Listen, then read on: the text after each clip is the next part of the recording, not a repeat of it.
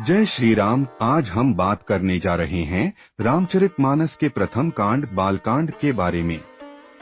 इस कांड में गोस्वामी तुलसीदास जी ने भगवान श्री राम के बाल्यकाल, जन्म, शिक्षा और विवाह तक की कथा को अत्यंत मधुर और हृदयस्पर्शी शैली में लिखा है।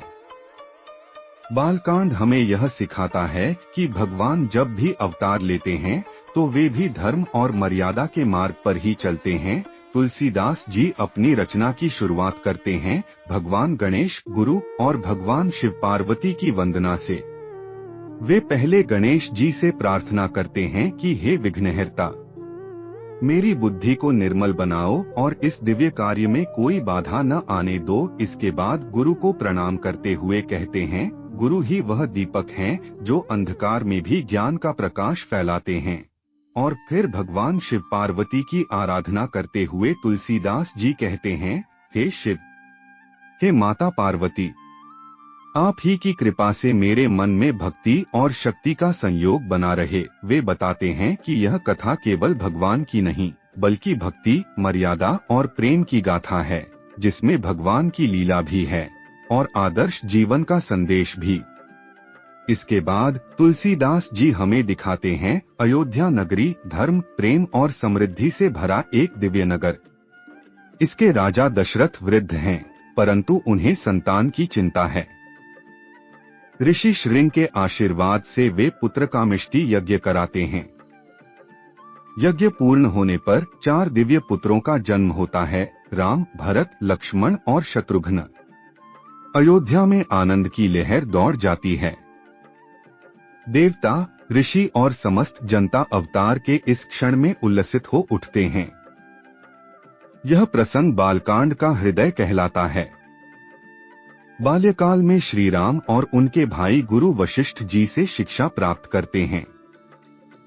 वे धर्म, नीति, युद्धकला और विनम्रता में अद्वितीय बनते हैं। तुलसीदास जी कहते हैं, राम सिया राम भजू मन हियम अति नीका, अर्थात जो राम का नाम जपता है उसका जीवन पवित्र और सफल होता है। एक दिन ऋषि विश्वामित्र राजा दशरथ के दरबार में आते हैं और कहते हैं, हे राजन, मेरे यज्ञ में राक्षस विघ्न डालते हैं, आपके पुत्र राम को मेरे साथ भेजिए। दशरथ पहले संकोच करते हैं, परंतु गुरु वशिष्ठ के समझाने पर राम और लक्ष्मण ऋषि के साथ वन की ओर जाते हैं। यहीं से भगवान का धर्म युद्ध और लीलामय जीवन प्रारंभ होता है। वन में भगवान राम पहली बार राक्षसी ताड़का का वध करते हैं। यह इस बात का प्रतीक है कि भगवान का पहला कार्य है अधर्म का नाश और धर्म की रक्षा। राम ऋषियों के यज्ञ की रक्षा करते हैं और कई राक्षसों का संहार कर संतों को निर्भय जीवन प्रदान करते हैं। इसके बाद विश्वामित्र राम और लक्ष्मण को लेकर जनकपुर पहुंचते हैं, जहां राजा जनक ने सीता स्वयंवर आयोजित किया है।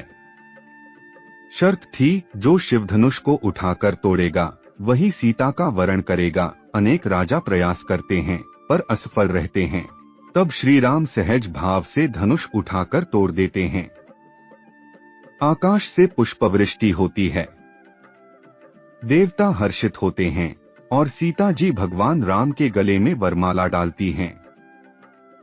यह दृश्य भक्ति, प्रेम और ईश्वरीय मिलन का प्रतीक है। विवाह के बाद परशुराम जी क्रोधित होकर आते हैं, क्योंकि टूटा हुआ धनुष भगवान शिव का था।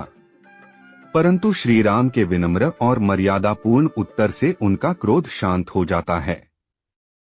यह प्रसंग सिखाता है कि विनम्रता से सबसे बड़ा अहंकार भी गल जाता है। विवाह के बाद जब श्री राम और सीता अयोध्या लौटते हैं तो नगर में हर्ष और भक्ति की लहर दौड़ जाती है। तुलसीदास जी इस प्रसंग में कहते हैं, भय प्रकट कृपाला दीनदयाला, कौशल्या हितकारी। भगवान का हर कार्य भक्तहित के लिए ही होता है। बालकांड हमें 3 प्रमुख बातें सिखाता है। जीवन में धर्म का पालन ही सबसे ऊंचा है। विनम्रता और भक्ति से हर संकट दूर होता है और सबसे बढ़कर प्रेम ही भगवान तक पहुंचने का सबसे सरल मार्ग है। सीता और राम का मिलन मनुष्य और परमात्मा के भक्ति संबंध का सर्वोच्च प्रतीक है। यही था बालकांड का सार।